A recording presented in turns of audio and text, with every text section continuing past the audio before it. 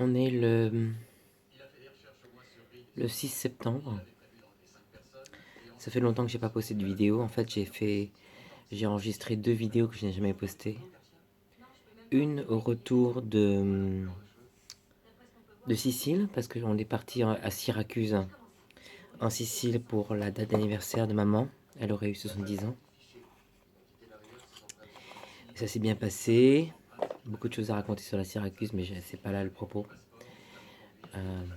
Et puis, depuis qu'on est rentré, j'ai continué à travailler. On met tous les efforts, surtout pour vendre l'appartement le plus vite, et on a bon espoir de pouvoir le faire. Les dossiers que j'ai à faire commencent à prendre forme, enfin, commencent à se, à se régler au fur et à mesure. Alors, je croise les doigts. Demain, je vais me lever tôt pour continuer à travailler comme il faut. Et, euh, et là, ce soir, je regardais. Depuis, je parle beaucoup à, à certains de mes amis. Ça, ça me fait du bien. Je m'aperçois que d'autres, par contre, n'ont jamais pris de mes nouvelles, ou n'en prennent pas, donc quasiment jamais.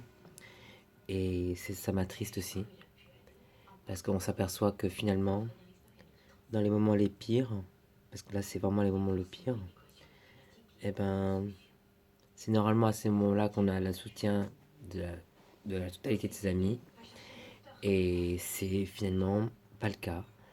Mais ça l'est de quelques-uns de mes amis, et ça j'en suis très fier. Donc c'est bien dans un sens où ça me permet de déterminer qui est qui. Ça me permet de déterminer euh, la valeur de l'être humain, de telle ou telle personne. Et c'est pas une question d'âge. En tout cas, voilà, depuis que on est rentré, c'est ça.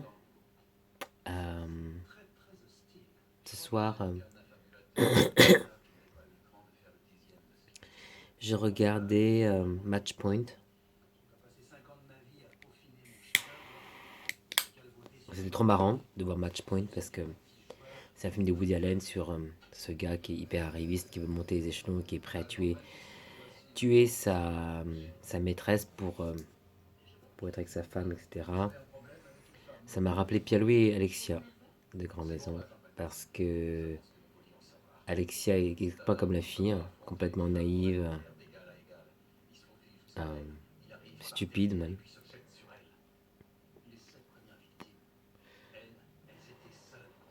Et elle a choisi d'être stupide. C'est-à-dire qu'elle sait très bien que Pierre-Louis va la tromper encore maintes et maintes fois dans les années à venir. Elle est tellement désespérée, elle pense qu'elle ne peut pas trouver le bonheur autrement, qu'elle préfère faire un mariage avec quelqu'un qui, soi-disant, a une particule, aristocratie déchue, de rien du tout, euh, hyper éloigné en termes de génération, etc. Bref, vraiment le genre de truc bên Việt Nam mình quái thường, on regarde ça de haut, parce que on est de lignée directe et la famille impériale, donc bref. On n'a pas de richesse par contre, mais on sait d'où on vient et on sait le sang qu'on a. Peu importe, c'est pas ça qui est important. Il y a des gens qui n'ont pas de sang bleu justement et qui ont un cœur et des vraies valeurs, et des gens qui se targuent d'avoir euh, le sang de l'aristocratie, qui se comportent comme les pires délinquants. Donc, c'est assez navrant. Mais c'est pas ça que je voulais dire. Ce que je voulais dire, c'est que euh, j'ai regardé Match Point. C'est un film très triste en fait. Et ça m'a fait penser à maman. Et la douleur n'est pas partie. Elle est toujours là. Je sais la terre désormais. Parce que j'ai compris que la société dans laquelle on vit, ne, les gens ne pardonnent pas la douleur, ne veulent pas voir les gens souffrir, ne veulent pas voir les gens être dans la douleur, n'acceptent pas le chagrin des uns et des autres. Parce que les gens sont juste égoïstes. Le jour où ils perdront leurs parents, parce que ça arrivera, je ne souhaite pas que ça arrive tôt, mais ça arrivera, eh bien, ils comprendront à ce moment-là quelle est la vraie douleur. Mais pour en revenir à maman, je pense à elle tout le temps. Pas de manière maladive, de manière... Elle me manque. Son odeur me manque. D'ailleurs, je n'arrête pas de sentir un de ses... Elle avait plusieurs parfums qui la caractérisaient, mais c'est vrai qu'elle mettait souvent Coco Chanel au le parfum. Quand elle est en soirée, tout ça, au restaurant. Et je suis tellement proche de maman que je sais même les parfums qu'elle met à telle date. Que j'ai... Depuis même tout petit. Elle a meublé toute ma vie. Elle a été... elle a été plus qu'une mère. Elle a été une sainte pour moi. Elle a été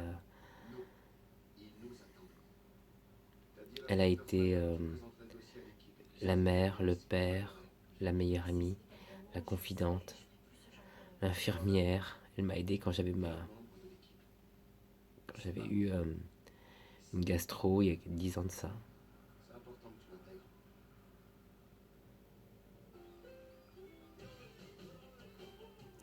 J'ai du mal à pleurer ces temps-ci.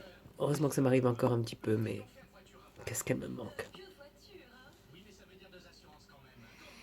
Et ça me manquera tout le temps. J'ai revu des amis de maman.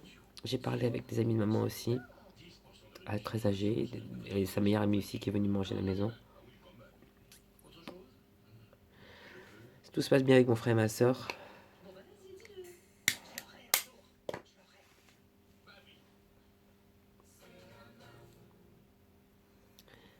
Je sais que dans tous les films qu'on voit, on ne voit pas toujours les gens avec leurs parents. Là, pour le coup, on a vu mais le héros qui a tué son amante. On ne parle pas de ses parents, quoi. Voilà. D'ailleurs, c'est pas un bon signe parce que justement, il n'avait pas de parents et il était déséquilibré. Moi, j'ai quand même pu profiter de ma mère jusqu'à 39 ans, quoi, mais c'est pas beaucoup. Et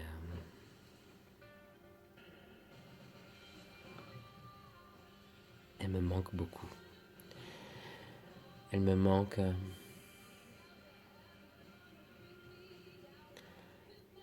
à tous les instants de ma vie. Elle me manque quand je respire. Elle me manque quand je prépare à manger. Elle me manque quand je m'habille, quand j'achète des vêtements et que j'ai envie de rentrer et de lui montrer ce que j'ai acheté. Elle me manque quand je passe devant une boutique de chaussures. Je la revois encore. C'est-à-dire que son souvenir est tellement vibrant, parce que je la connais tellement bien qu'on a fait toutes les boutiques ensemble. Pas comme mon frère et ma soeur qui sont venus la voir de temps en temps. Moi, j'ai vécu avec elle. J'allais faire les soldes avec elle tous les jours. J'allais au restaurant avec elle. On allait tous les 2-3 jours au restaurant. On faisait les courses ensemble. Elle m'a donné une force incroyable. Alors ça, je ferai tout pour être très fort aussi, pour être digne d'elle et porter haut ses valeurs. Mais ça n'empêche qu'elle me manque. Voilà. Tout le reste, il n'y a pas de souci. Je suis prêt à lutter, à faire tout ce qu'il faut faire.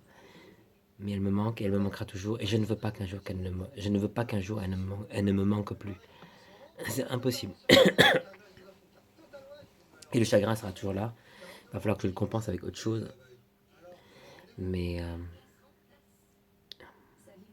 il faut que j'éteigne ce truc, ça m'énerve.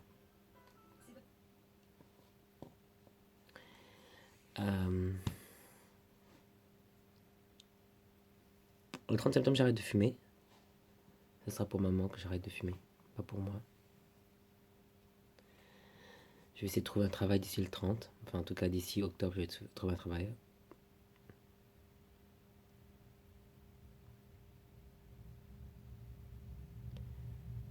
Comment dire?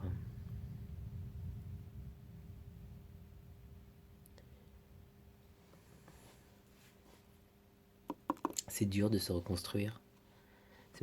C'est même pas de se reconstruire, c'est dur de se construire quand on a perdu ses parents. Quand on n'a plus de parents. C'est pas comme si j'avais 60 ans et que je viens de perdre mes parents. J'ai 39 ans, je suis encore dans ma trentaine, je vais avoir 40 ans là, dans un mois. Et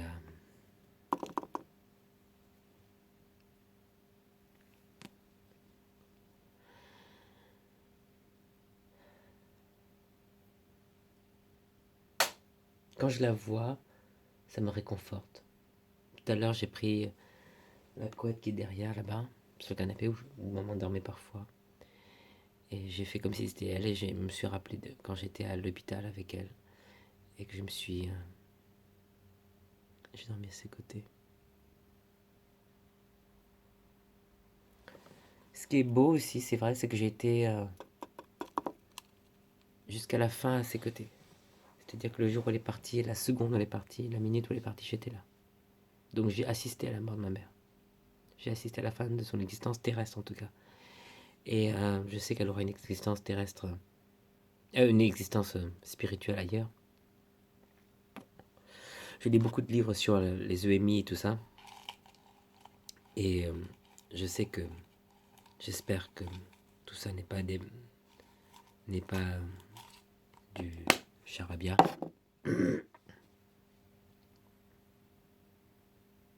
J'adore cette photo-là de maman. Regarde. Elle est tellement belle. Tellement classe, distinguée. Je sais pas si on voit bien. Ah, il y a un reflet, mais... Ce qui la caractérise surtout, c'est toujours ce teint très blanc qu'elle avait. Ce nez, ce regard racé.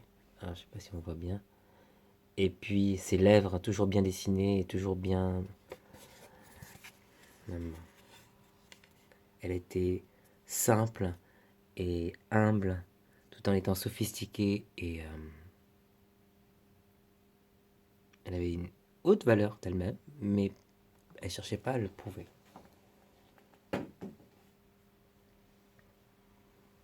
Et c'est drôle de se retrouver orphelin, en fait. C'est à mon tour maintenant de m'envoler. Je sais pas si c'est la dernière vidéo que je posterai, mais en tout cas, c'est à mon tour maintenant de m'envoler. Ah, Dieu que ça va être dur. Parce que je me dis que j'ai vécu 39 ans avec elle et que j'ai pas envie de vivre 30 ans là, sans elle. Vivre ma vingtaine, ma trentaine, ma quarantaine. Ma dizaine, ma vingtaine, ma trentaine. Encore à nouveau, 30 ans de vie. Sans elle, sans... Je veux pas que ces choses s'estompent. Elles vont peut-être s'estomper, malgré moi, mais... Elle me manque.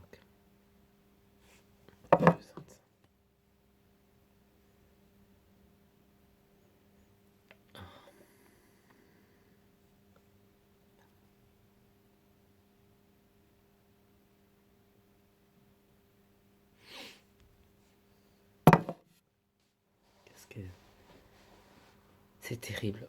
C'est terrible. On peut pas rester sur un constat comme ça, il faut évoluer de toute façon. Mais...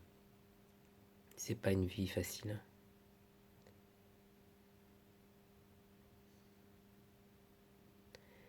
Janet Jackson chante dans son dernier album une chanson où elle raconte la douleur qu'elle a vécue puisque son frère, duquel elle était le plus proche, Michael Jackson, est mort. Et elle raconte dans sa chanson Broken Hearts Heal Stronger. Les cœurs brisés guérissent, in fine, mais plus fort. Je sais pas ce que ça veut dire en fait. C'est une belle chanson. Maman, si tu me vois, tu vois que j'ai commencé à perdre du poids. Je suis passé de 64,5 kg quand tu étais parti. Et je fais 59,5, 60. Et je vais continuer à perdre du poids, à m'améliorer physiquement et intellectuellement aussi. Je vais faire tout ce qu'il faut faire. Et juste que tu me manques tellement des fois. Et je peux rien faire d'autre que pleurer parfois dans mon lit tout seul. Parce que tu me manques et que j'ai envie de te serrer dans mes bras. Et que...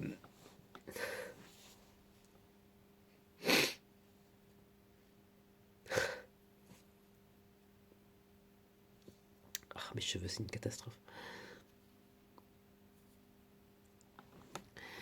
Ça me manque de te parler, d'entendre ta voix. Alors heureusement, j'ai des vidéos de toi et des trucs. Et tu étais tellement toi dans les vidéos que du coup, quand je regarde les vidéos, ben, je me dis, ben, c'était un moment qui était là.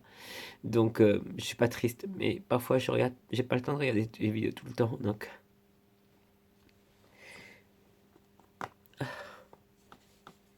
c'est le truc, je me rappelle même plus c'est quoi la dernière discussion qu'on a eue. Je me rappelle de plusieurs discussions qu'on a eues vers la fin, mais je me rappelle pas ce qui était la dernière fois que je t'ai parlé.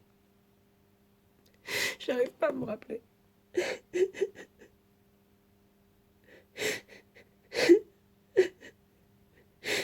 Ce qui est cruel, tu vois, maman, c'est que je peux même pas parler de ma douleur avec mon frère et ma soeur parce qu'ils comprennent pas. Ils comprennent, mais c'est pas la même, ils comprennent pas de la même manière. Et je veux pas leur dire qu'ils comprennent pas parce qu'ils comprendront pas que je leur dise ça. Ils le prendront mal. Mais et je dis pas ils ont pas de peine, ils ont beaucoup de peine aussi. Ils t'aimaient énormément. Tous les trois, tu nous manques vraiment beaucoup, mais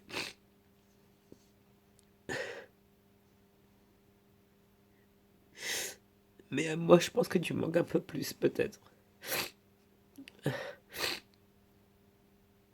Je veux pas quitter cet appartement, mais il va falloir le faire. Mais c'est encore mon repère ici. Je peux encore retrouver des traces de toi et puis des ombres du passé. C'est drôle de dire parler du passé parce que j'ai l'impression que c'est le présent encore moi. C'est pas mal ce que je dis. Je vais retenir ce que je dis pour écrire mon bouquin parce que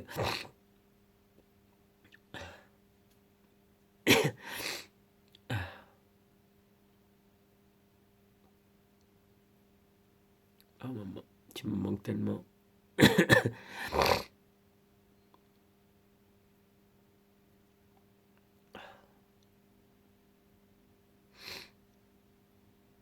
t'aime maman.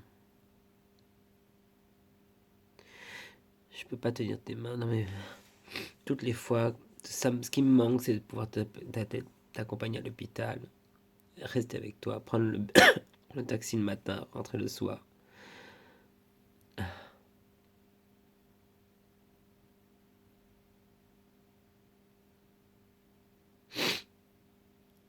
J'avais mal. J'avais très très mal. Comment je vais faire pour remplacer ça? Je sais pas, maman. Je sais pas. Même si je me marie avec quelqu'un, même si j'ai des enfants et que je suis heureux, tu vas me manquer. Je pourrais pas partager mon bonheur avec toi. Pas de la manière que tout le monde fait. Pourquoi j'ai mérité ça?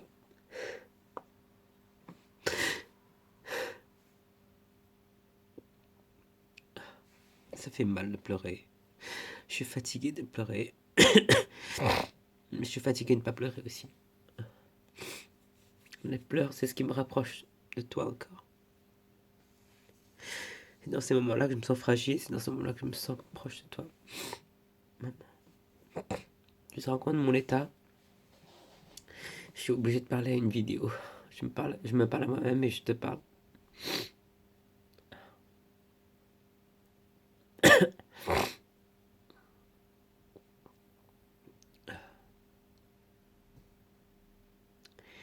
Et tu sais, crois-moi, maman, et tu le vois de là-haut, tous les jours j'essaie d'être très courageux. À tous les instants de ma vie, si je peux flancher à tous les instants, mais je résiste. Il y a des fois où je craque, mais je résiste en général.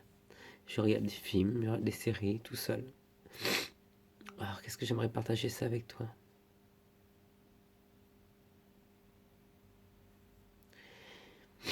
Dans ma tête, il y a une voix qui me dit qu'il faut que je me remette à Dieu, parce que il n'y a que Dieu qui peut m'aider. Je dois croire. Et j'ai choisi de croire de toute façon.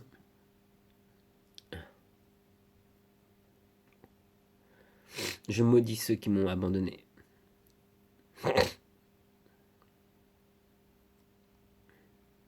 Ceux qui m'ont jamais soutenu dans ce deuil.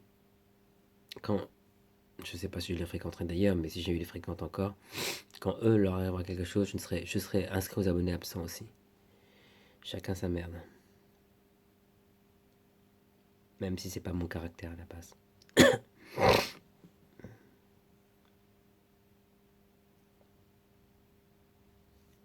Bon allez maman, je te laisse. Tu me manques, je t'aime très fort. Je vais continuer à faire les efforts Je manque de sommeil ces temps-ci, donc il faut que je dorme un petit peu plus. Et ne t'inquiète pas pour moi. J'ai de la tristesse, mais je vais faire ce qu'il faut faire. J'espère, en tout cas j'en ai l'envie. Voilà. Je t'aime très fort, maman.